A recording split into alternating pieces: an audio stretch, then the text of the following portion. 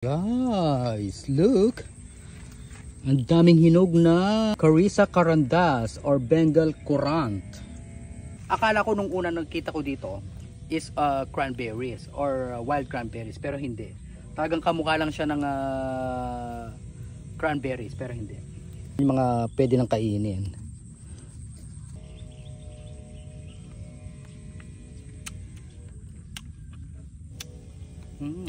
Ba? In fairness hindi ako masyadong naasiman ngayon.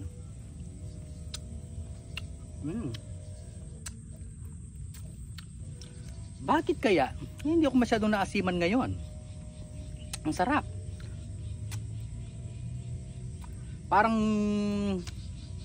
naano ko yung lasa niya, parang bignay. O kung alam mo yung guys yung bignay, o parang ganoon yung lasa nito.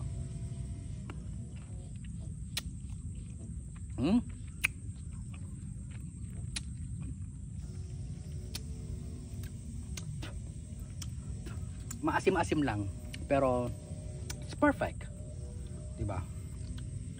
Carissa carandas. Ito maasim.